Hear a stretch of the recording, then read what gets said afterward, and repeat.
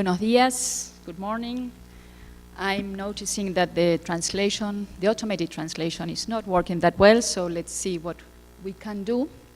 El plan es que hable en español, entonces, bueno, vamos a intentar sostener el español, but if those of you who don't speak Spanish cannot get anything, let me know and I'll try to sparse some things here and there. I have the talk also in English, but I don't know, we decided it was best to do some in English, some in Spanish, so that's the way we'll go. So, muchas gracias a los organizadores por la invitación, especialmente a Germán. Es muy importante aquí, siendo parte de la casa del Cinvestav, tener estas reuniones que realmente nos alimentan mucho de diálogos internacionales, intergeneracionales, interdisciplinarios, interlingüísticos. Así que muchísimas gracias por venir aquí y en particular a mí por la invitación. De lo que quiero hablar es compartir algunas reflexiones sobre los saberes y la escolarización en tiempos digitales, y parto yo creo que es una provocación que hizo un sociólogo norteamericano, Andrew Abbott, hace algunos años, con el título que era The Future of Knowing, ¿no? Y como pueden ver, hay un matiz en inglés que se pierde en español. Cuando uno dice knowing, no es knowledge, ¿no? Knowing hace referencia a la acción de conocer el proceso, mientras que knowledge hace más a aquello que se concretiza como saber, ¿no? En cambio, en español tenemos una ventaja y una desventaja, que saber puede ser tanto un verbo como un sustantivo. Y a mí me interesa pensar en esta presentación en el saber más bien como verbo, subrayando que el saber es resultado de una actividad, de algunas operaciones o de un trabajo que es hecho por múltiples actores en lugares distintos. Hay un libro relativamente reciente de Peter Berg que se llama A Social History of Knowledge, From the Encyclopedia to the Wikipedia, que reconoce esta multiplicidad de conocimientos o saberes. Y Berg incluso habla de knowledges en un plural que no es muy usual en inglés, ¿no? Y en español quizás hablamos más de saberes, ¿no? Y a mí me gusta mucho esta idea de reconocer esta historia polifónica de las formas en que se recolectan los conocimientos. Él habla de descubrimientos, colecciones, las encuestas, las entrevistas, las observaciones en el laboratorio, fuera del laboratorio, el trabajo de campo, los registros, cómo se analizan esos registros, ¿no? Cómo se clasifican, se descifran, se reconstruyen, se evalúan, se miden, se describen, se interpretan, cómo se diseminan y también cómo se emplean, porque a veces se emplean en las universidades, pero también en el gobierno, en la guerra, en la industria, en muchas instituciones, ¿no? Dentro de esas prácticas epistémicas, a mí me interesa en particular la que definimos como académica o escolar. Y aquí también hay un matiz en inglés, que es el scholarly knowledge, que muestra, me parece bien, esa raíz común de la escuela y los scholars o académicos, estudiosos, investigadores. La actividad académica es una práctica epistémica que se basa en ciertos procedimientos y razonamientos que llamamos estudio e investigación, que se estructura sobre todo, pero no solamente, en hechos y argumentos racionales, y que se desarrolla a través de palabras, de gestos y también de éticas. Por supuesto que en la investigación hay una ética. No podemos hacerles decir cualquier cosa a los datos, ¿no? Este tipo de saber ha sido producido sobre todo por las escuelas y las universidades y hoy parece estar siendo desplazado hacia otras direcciones, incluso quizás declinando, como lo testifica este momento en nuestra cultura de la posverdad o posfactual. En ese marco, la pregunta sobre el futuro del saber cobra otra relevancia. Retomando esta cuestión del knowing o el saber, hay una segunda distinción que quiero realizar. El saber es distinto al aprendizaje, sobre todo el aprendizaje como lo entienden quienes lo usan en este momento como una palabra clave, basta de enseñanza, más aprendizaje, y lo que se llaman los educational fixers, ¿no? Los que arreglan todo, reformas muy indiscriminadas y muy generalizadas. Es claro que hay muchos tipos distintos de aprendizaje. Uno aprende a caminar, a hablar, a andar en bicicleta, a jugar videojuegos, a lidiar con los avatares de la vida en una gran urbe, y también quizás ubre. Incluso uno aprende a ser humano, como dijo Kant hace más de 2 siglos. Pero todos esos aprendizajes son distintos a aprender en términos escolares o académicos. Todos podemos hablar, pero no todo el mundo puede escribir o leer parágrafos complejos. Podemos aprender a jugar juegos en línea más o menos autodidactamente, pero no todos pueden producirlos o entender sus reglas. Para aprender esto, en algún momento tiene que haber un proceso de inducción a través de un entorno o mediante algunos caminos cuyo objetivo es desarrollar una cierta gramatización del mundo, una secundarización, una palabra que se usa mucho en la didáctica francesa, que tiene que ver con esta operación que uno hace de reflexionar sobre el mundo, sobre la lengua, a partir de ciertos códigos, de ciertas gramáticas, y que eso permite reconstruir la experiencia cotidiana que tenemos.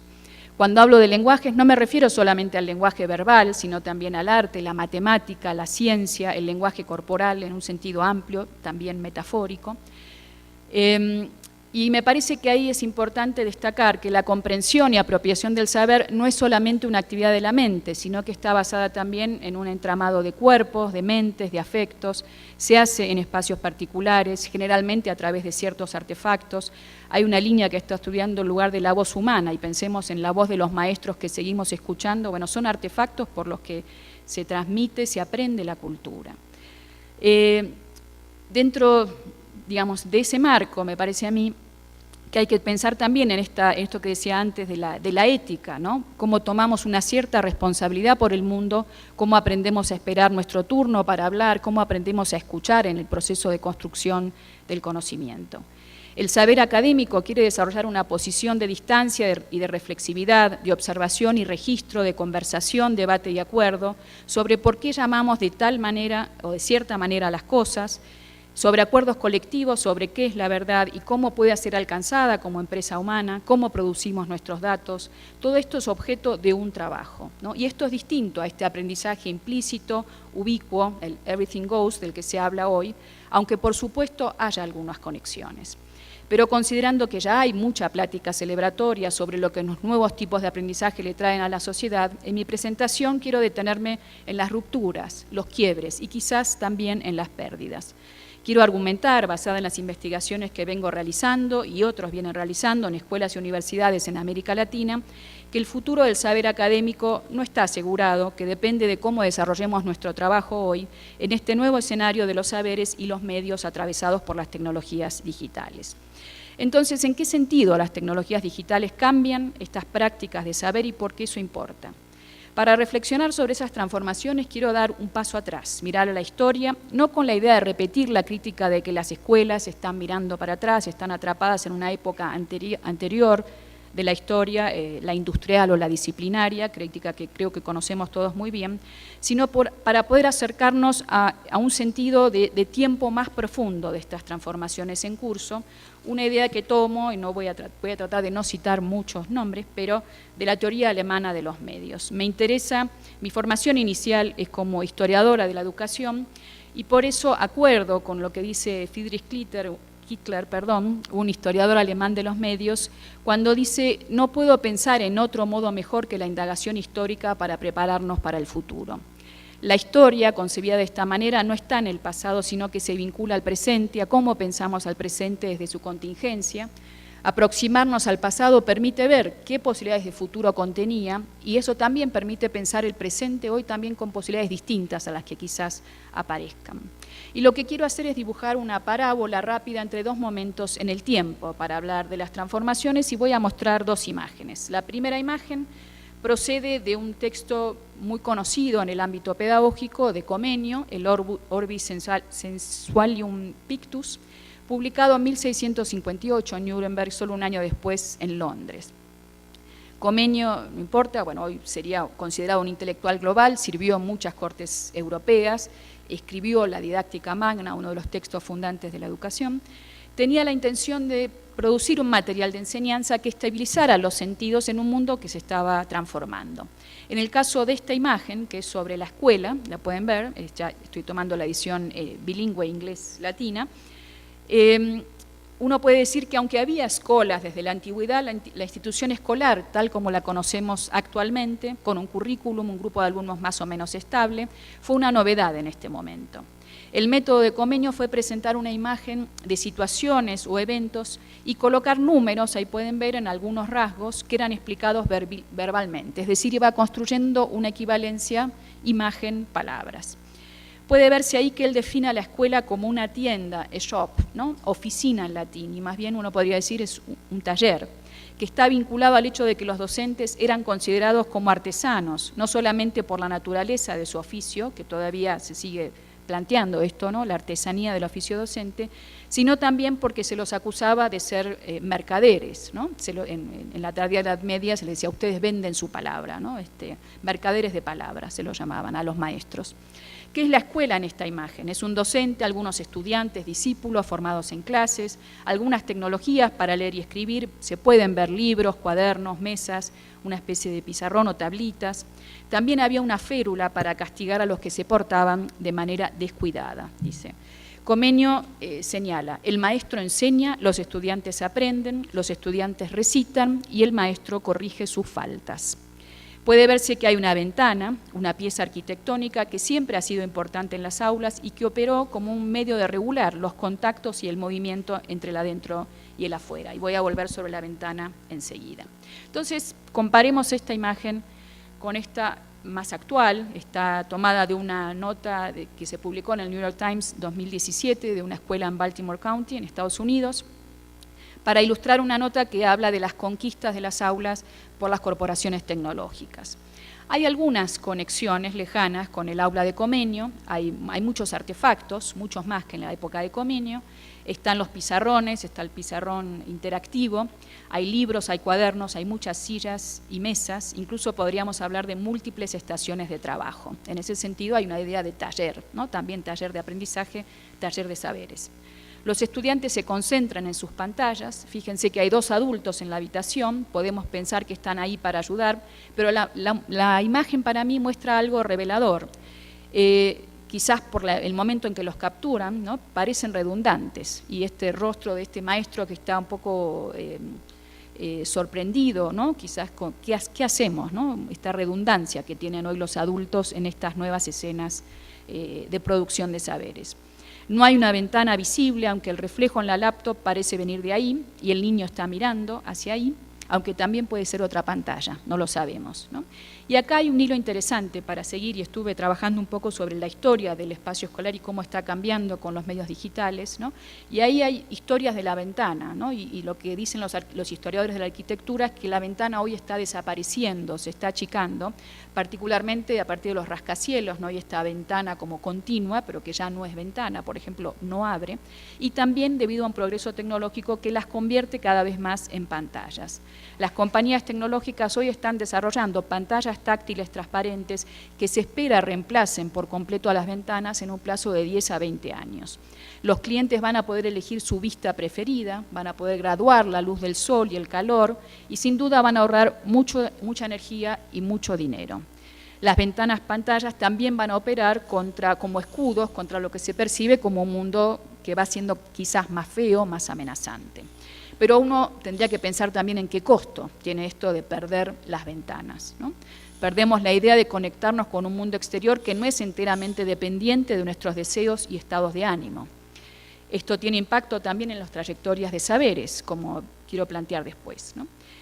Estas 2 imágenes son traídas usualmente para hablar sobre la evolución positiva de un aula centrada en el maestro, adultocéntrica, ese es el polo negativo, hacia un ambiente centrado en los niños, en los que los estudiantes son libres de explorar y construir su propio conocimiento.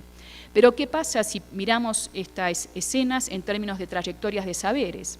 En esta escena pedagógica, en la segunda, podemos estar seguros de que los estudiantes son más capaces, son más libres de explorar y construir su propio acercamiento al mundo. Si la relación parece ser primariamente con y a través de una pantalla, ¿qué tipo de relaciones se ofrecen, ¿no? en esa pantalla?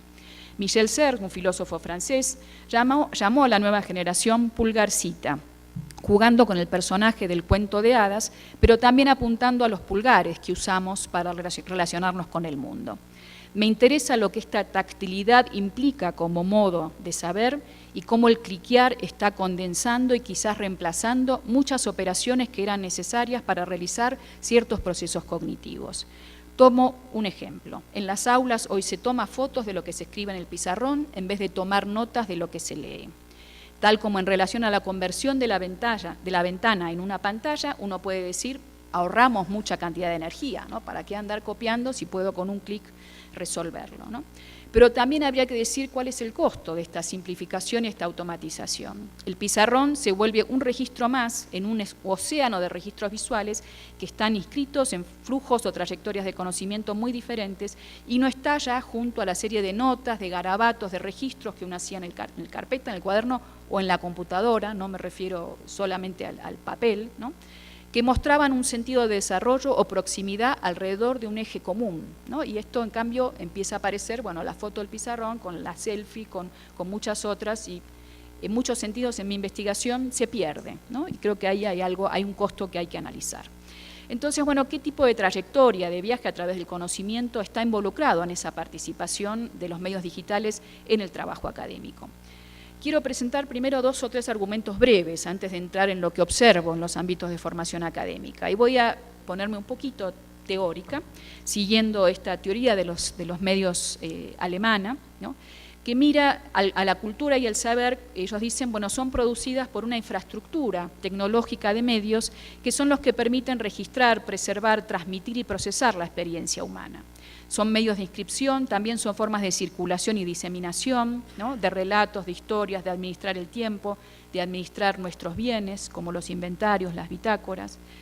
Las notebooks y los pizarrones son medios en ese sentido, y podemos mirar de nuevo esta imagen de la escuela de Baltimore County y darnos cuenta de cuántos medios diferentes hay en ella y cómo coexisten e interactúan en los aprendizajes de niños y niñas. De acuerdo a esta perspectiva, los medios digitales se basan en un cambio tecnológico previo, fundamentalmente impulsado por la fotografía, el cine y el fonógrafo. Todos estos se los llama en la literatura especializada medios basados en el tiempo, time-based media, porque fueron capaces de registrar o condensar un instante o una porción de tiempo, ya sea en imagen y sonido, y archivarla para futuras audiencias. Esto liberó también algo que se llama el impulso archivístico, esa idea del impulso de querer archivarlo todo, ¿no? Que hoy creo que tiene su culminación en esta idea de sacar 50 selfies por día, como estamos encontrando que hacen hoy los adolescentes, ¿no? Este cambio abarcó cuestiones profundas en el archivo de la cultura, por ejemplo, en relación a la finitud de los seres humanos. Cuando apareció el daguerrotipo era todo muy sorprendente y muy impactante, porque podíamos conservar la imagen de los muertos, algo que la especie humana hasta ese momento no había podido hacer con mucha nitidez, ¿no? Y se sentó así un horizonte nuevo para la experiencia y también para el conocimiento, ¿no? Mucha más precisión, más agudeza, más memoria. También abrió un gran optimismo, quizás demasiado optimismo respecto a lo que los humanos podemos conocer a través de la tecnología.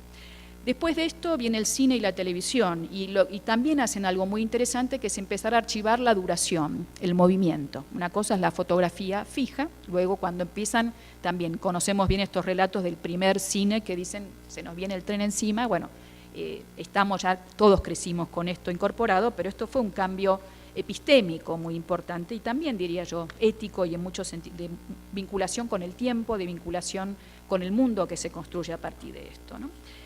Y aquí también hay una complejidad muy interesante, porque ese registro que viene del pasado, en el cine, en la televisión y en la internet, es un registro que en el momento en que se lo guarda y archiva, deja de ser presente, empieza a ser pasado, pero cuando lo proyecto vuelve a ser presente, ¿no? Y lo que dicen distintos autores es que es una presencia cargada de historicidad, es un poco una imagen espectral, ¿no? Cuando vemos, y no solo las películas viejas, ¿no?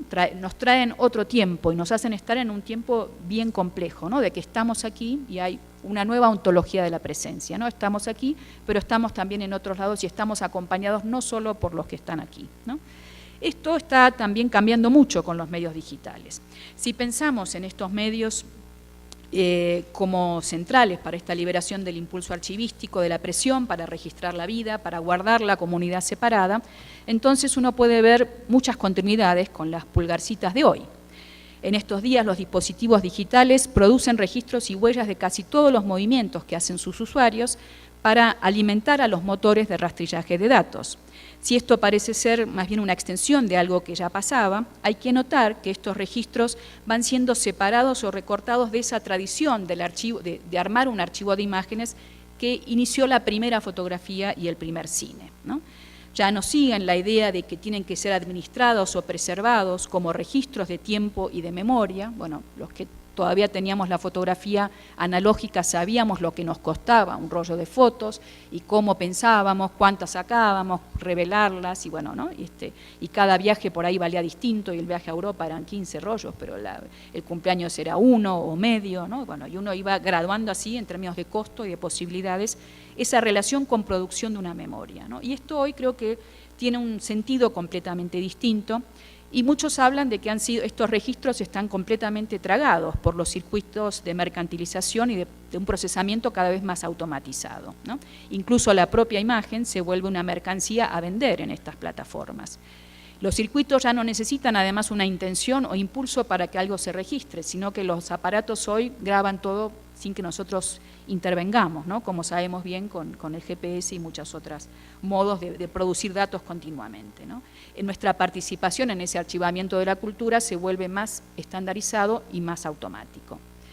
Quizás el cambio más significativo de las tecnologías ha sido la portabilidad y la miniaturización, que convirtió a los dispositivos móviles en nuevos compañeros, incluso de cama. Esta tecnología es conocida como las 3 Ps, portable, pedestre, personal. En su alianza con las redes sociales como Facebook o Instagram, han producido una extensión de la vida mediatizada que hoy abarca casi la totalidad de las actividades humanas en las redes conectadas. Áreas de consumo, amistad, descanso, sexo, aprendizaje, van siendo colonizadas por las apps, ¿no? Incluso hay algunos que hablan de que también el sueño, que todavía es la última frontera de tiempo improductivo, pronto va a ser también convertido en tiempo productivo con alguna app, y ya lo están haciendo, ¿no? Regular el sueño, dormirte, etcétera. Esta imagen oscura se relaciona a un cambio que es visible en los estudios de los medios digitales desde el 2010 a esta parte. Si antes había un tono más bien celebratorio de los cambios, la expansión de la colaboración y la participación, la retórica hoy generalizada es que los medios nos están haciendo más tontos y no más listos, que están degradando nuestra atención, que nos están convirtiendo en otra mercancía. Los ritmos, velocidades y formatos de las vidas mediatizadas afectan la experiencia de la duración y el tiempo. La participación en las redes sociales toma no tanto las formas creativas que se esperaban inicialmente, sino más bien las de la serialidad y la inercia, ¿no? Como en estas selfies seriadas que veíamos antes. La inercia lleva, de acuerdo a algunos críticos, a una paciencia atrofiada, algo que es muy complicado para las democracias. Sin la paciencia, sin darse el tiempo de escuchar a otros o de esperar el turno para hablar, la vida pública se ve severamente limitada. Estos medios son más glamorosos, y esto es además una derivación interesante del cine y la televisión, ¿no? El cine del glamour de las estrellas de cine, hoy sabemos que se desplaza hacia abajo, esto que decía Andy Warhol, ¿no? De los 15 o 5 minutos de fama, pronto van a ser 15 segundos. Bueno, el éxito es volverse viral, ¿no? El filósofo Eric Sadin habla del milagro que hizo Steve Jobs cuando convirtió a las máquinas digitales de algo frío y metálico a objetos cool en los que se adscriben sentimientos y en los que se delega la capacidad de organizar y orientar nuestras vidas. Pienso, pero en tanto se vuelven más accesibles y glamorosos, estos dispositivos también se vuelven cada vez más opacos.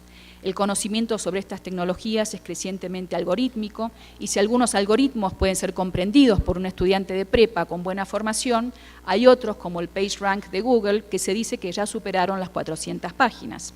Los ingenieros de software y las corporaciones se aprovechan de eso, y nosotros aceptamos la delegación de nuestro saber en plataformas que nos prometen hacer nuestra vida más fácil y más feliz.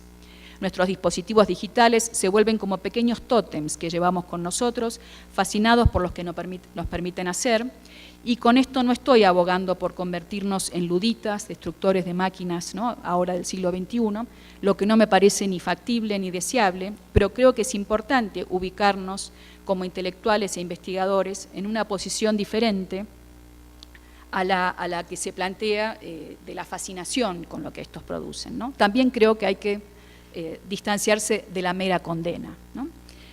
Hasta ahora estuve hablando de los medios como un contexto o ámbito particular que involucra prácticas epistémicas y traté de apuntar a sus efectos en las operaciones que se hacen o no se hacen con los saberes, la memoria, los archivos de la cultura.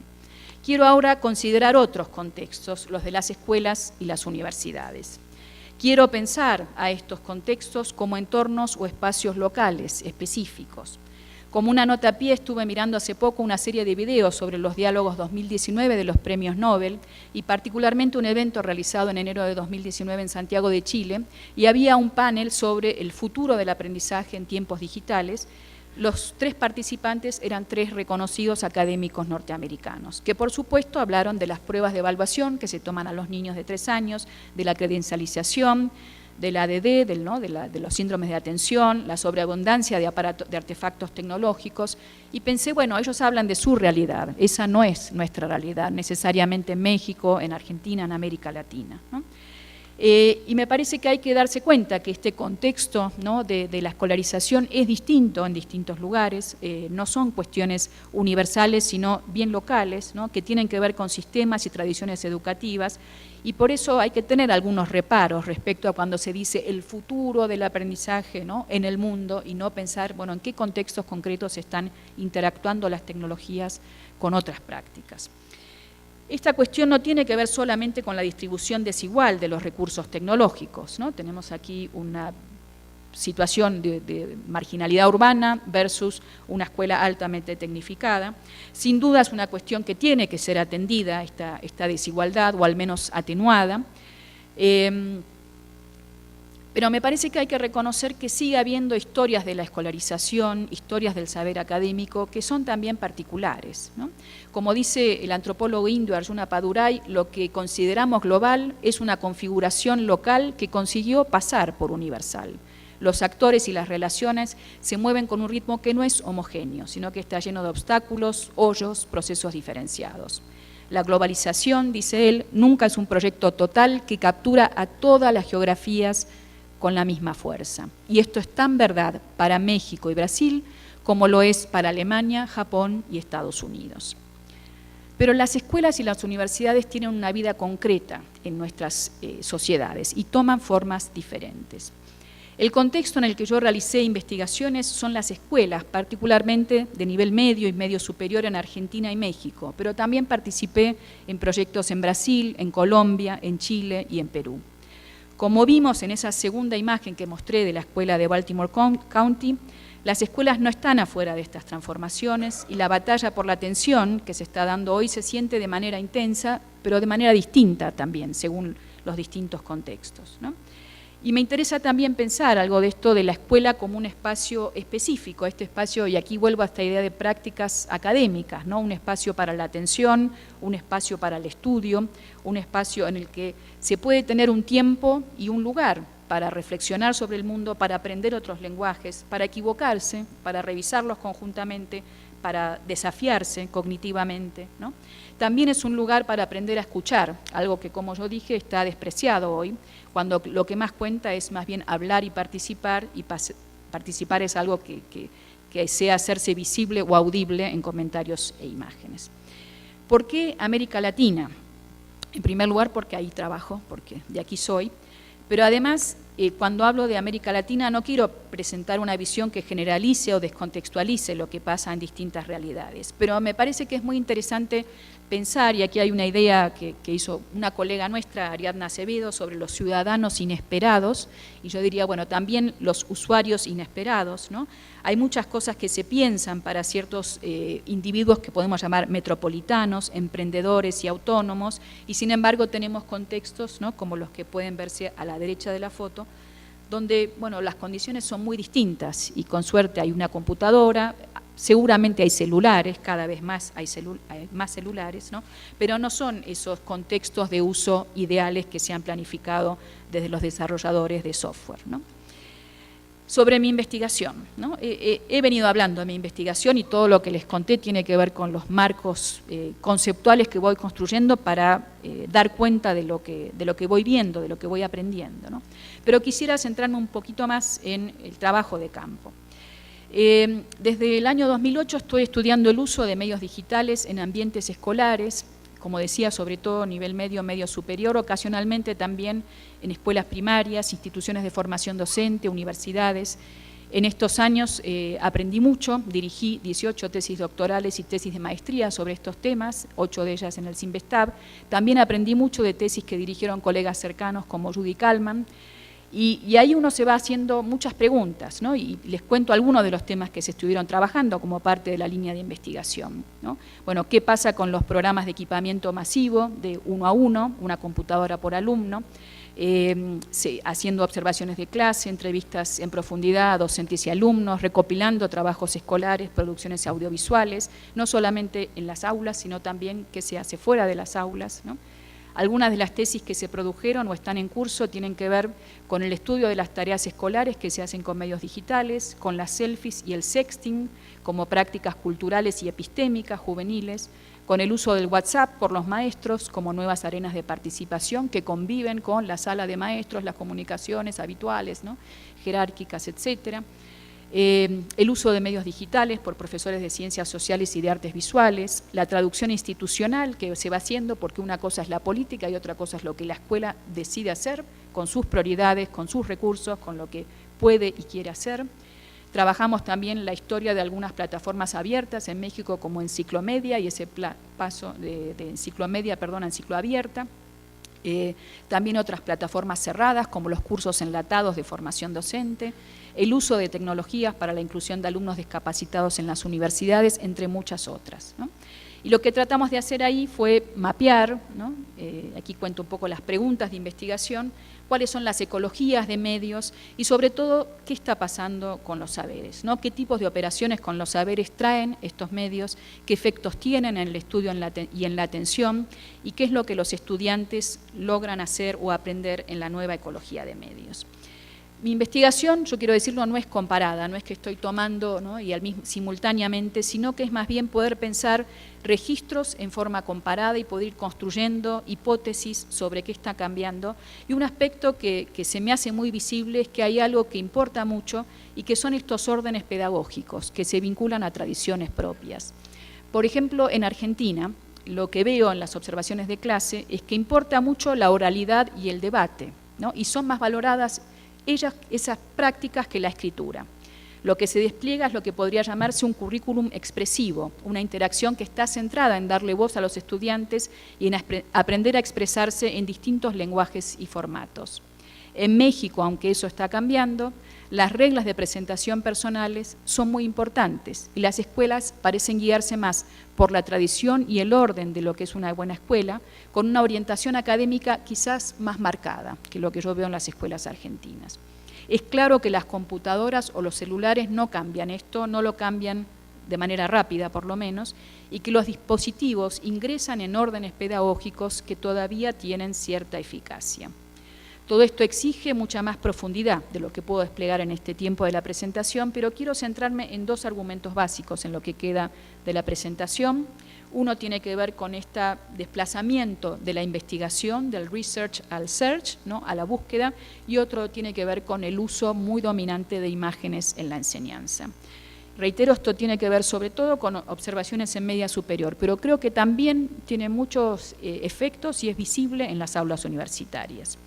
Entonces, en relación a lo primero, lo que encontramos en la investigación, en distintas tesis y también en mis propias observaciones, es esta voluntad de que lo que los estudiantes tienen que aprender es a navegar en territorios inciertos, ¿no? Y eso ha reemplazado una idea que era mucho más fuerte en los años 70 y 80 de desarrollar capacidades críticas de investigación.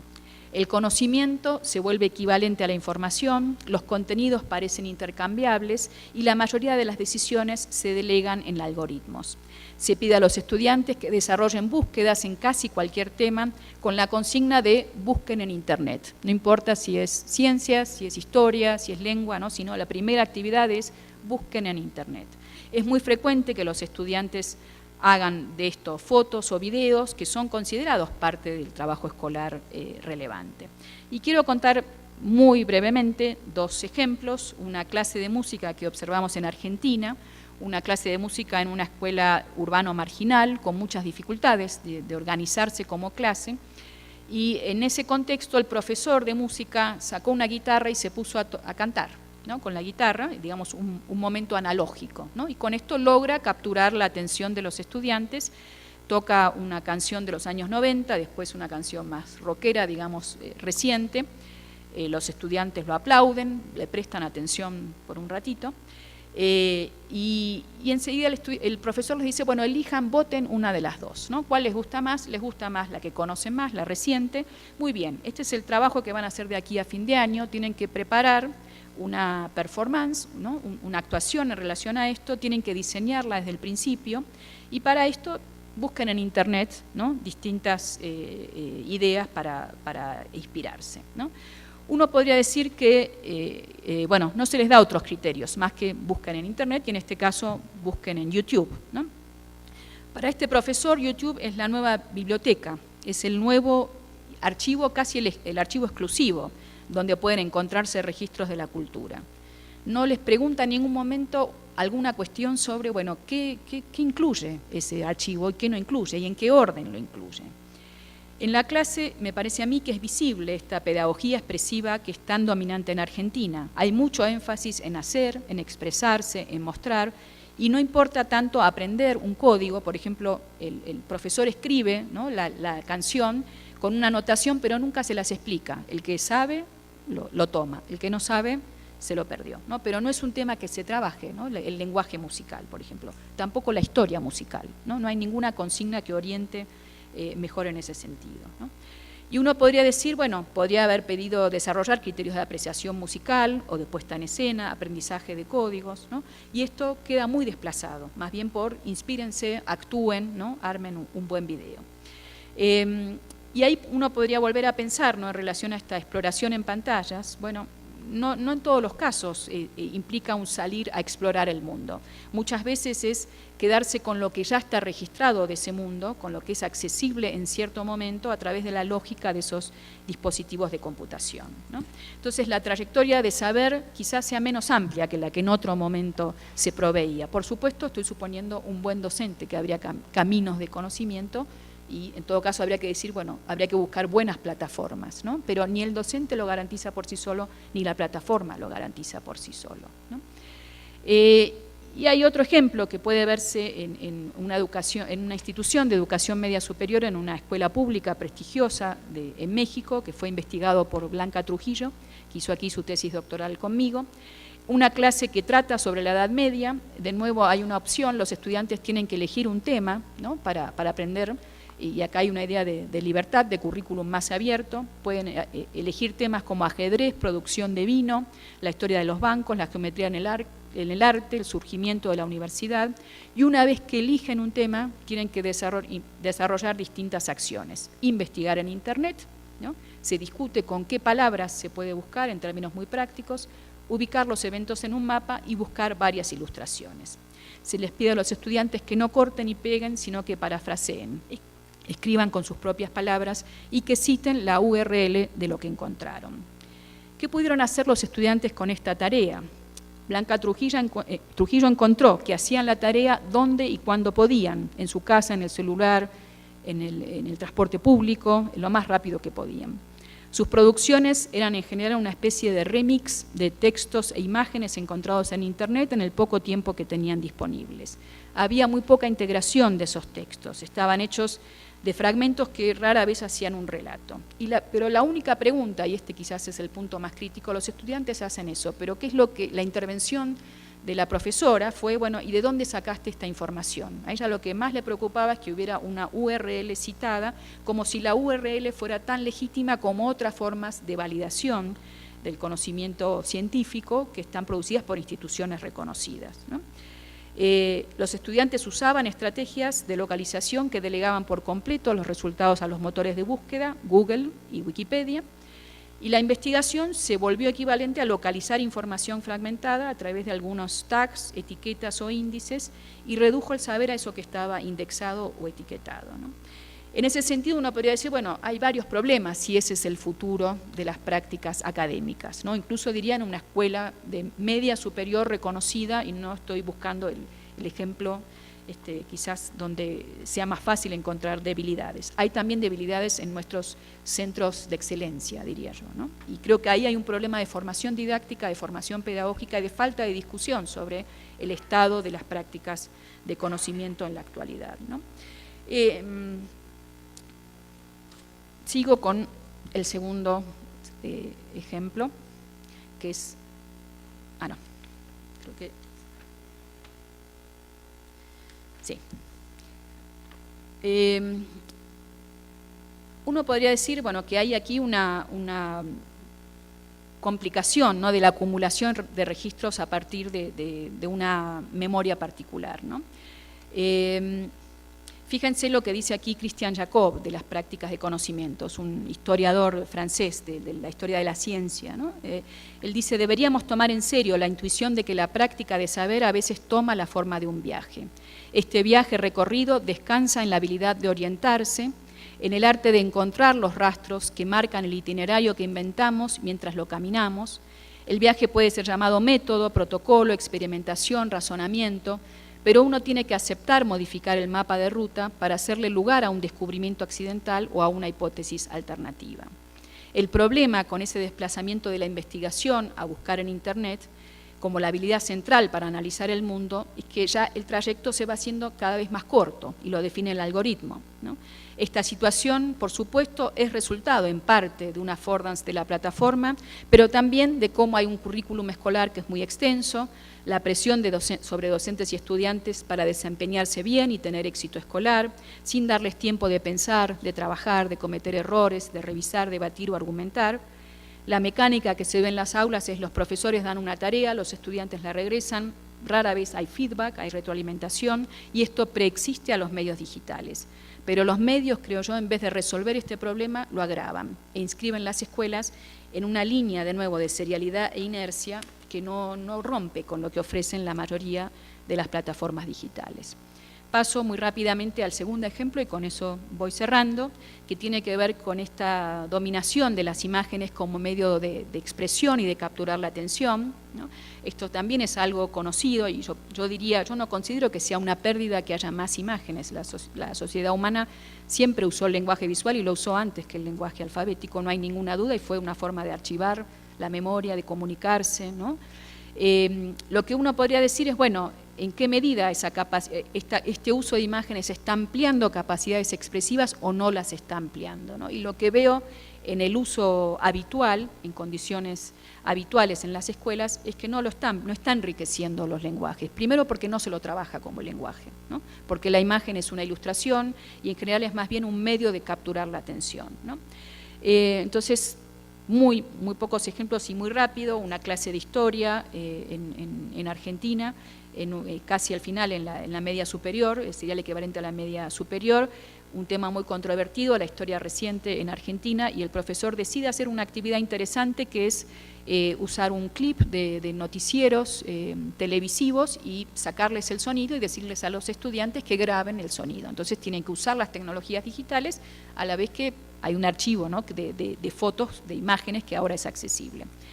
El problema es que las imágenes que él usa están muy pixeladas, no se pueden ver, entonces el profesor proyecta imágenes que no se ven y él las tiene que explicar, con lo cual uno diría, bueno, ahí no hay un uso de las imágenes como fuente, es nomás algo de telón de fondo. Los estudiantes trabajan varios días sobre sus videos y cuando presentan sus producciones en clase, la conversación es sobre cómo usaron el audio, cómo pudieron empatar audio con imagen, se ríen de las voces de los compañeros que imitan las voces de locutores. Todo el clima es muy relajado, pero nunca se discute ni el contenido, ¿no?, y el abordaje historiográfico que realizaron. Entonces hay un desplazamiento muy fuerte de un contenido disciplinar por otros contenidos que ocupan el aula. El profesor está contento porque dice, trabajaron mucho, pero uno podría preguntarse, ¿qué aprendieron? De nuevo, ¿qué trayectorias de conocimiento? Sí, aprendieron más medios digitales, estoy de acuerdo, pero esa clase se llama historia, ¿no?, y queríamos enseñarles algo de historia, y por ahí tenemos que tener una clase de medios digitales y pensar cómo en la clase de historia usamos los medios digitales, pero también preservamos alguna discusión más específica, ¿no? Algo parecido pasa también en una clase que observamos en México de ciencias, ¿no?, que se les pide a los estudiantes que la tarea sea un documental a la manera de Discovery Channel, ¿no?, de Nat Geo. Y en general los estudiantes son periodistas, se ubican como periodistas que tienen que acceder a la información. Ahí es un poco más interesante, están un poco mejor hechos, pero también la ciencia se concibe como datos, incluso uno podría decir como datos triviales, muy en la línea de los medios digitales. Por ejemplo, ¿quiénes son los animales más feos del mundo?, ¿no? En vez de pensar en procesos científicos, en cómo aprendemos, siempre hay una idea de trivia, que es un modo también, ¿no?, muy importante en que circula hoy el saber de manera muy fragmentada, y así se arma el documental, ¿no? Dos ejemplos más muy cortitos. Una clase de emprendedurismo en una escuela en Buenos Aires también me llamó mucho la atención. Se la transmite en webcam, ¿no? Y aquí el docente dice: quiero que esta clase sea, ustedes se den cuenta que tienen muchas audiencias, este es un espacio público, es transparente. Pero a mí me sorprendió que no hubiera ninguna reflexión, esto fue en el 2012, quizás ahora no sería posible, sobre qué pasa con la privacidad, con la ruptura de los datos, ¿no? Ponemos la webcam y no nos importa qué está pasando. Hay una diferenciación y una confusión pedagógica, yo creo, muy grande en muchos profesores, ¿no? Este ejemplo es un ejemplo que he trabajado y sobre el que publiqué, porque es un ejemplo también que es muy preocupante, que es un ejemplo de producciones audiovisuales en una clase de historia en Argentina, en el cual pueden ver que hay muchas referencias a la cultura pop, pero muy mal usadas, ¿no? Por ejemplo, se dice la crisis de Berlín de 1947 y se pone el muro que se construyó en 1961. Reitero, es una clase de historia, ¿no? Y el profesor lo deja pasar porque el video es divertido, porque trabajaron, ¿no?, porque se expresaron, ¿no? Y esta idea de convenio de el profesor corrige los errores, bueno, parece que ya no va, porque lo que hay que plantear es que es muy original y muy creativo. No quiero ser excesivamente dura con los docentes. Creo que hay que entender que los docentes, sus pedagogías salen de algún lado, y muchas veces, hay que decir autocríticamente, salen de la universidad, de nuestras propias teorías pedagógicas, que les decimos lo importante es que los alumnos construyan su conocimiento, que sean creativos, que sean autónomos, y eso de alguna manera se traduce aquí, ¿no? Pero bueno, hay reitero, muy poco trabajo de gramatización, de codificación, de trabajo sobre los lenguajes, de ampliación de repertorio.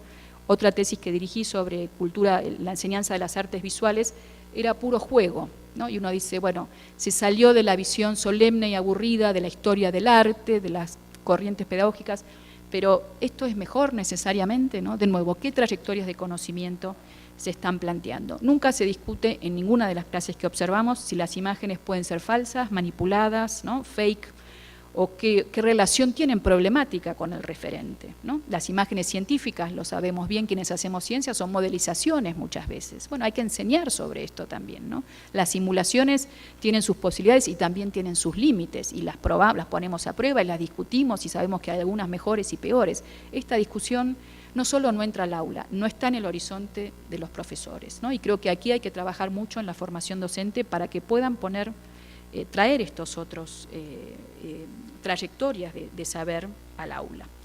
Para terminar, entonces diría que las escuelas y las universidades para mí son espacios relevantes para el futuro de las prácticas epistémicas, ¿no?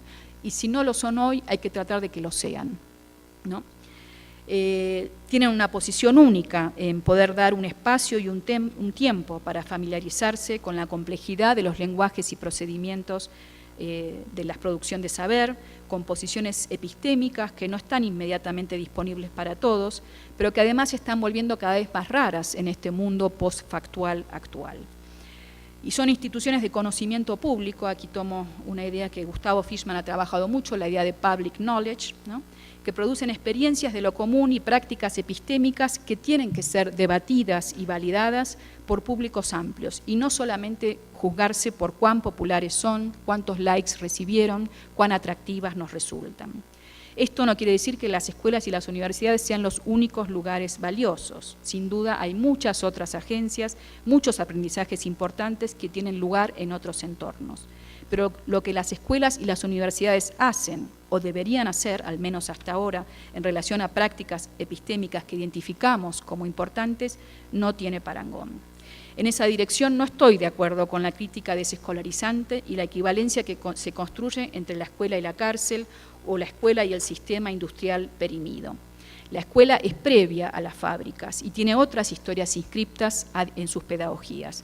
En muchos casos religiosas, podemos decir, de coligarnos, ¿no?, de comunidad, de encontrar una verdad, pero también de otras formas colectivas de organización, como fueron los movimientos cartistas, los movimientos de derechos humanos, los sin tierra, los bachilleratos comunitarios o populares. Son historias que también hay que recuperar en esta redefinición de la escuela.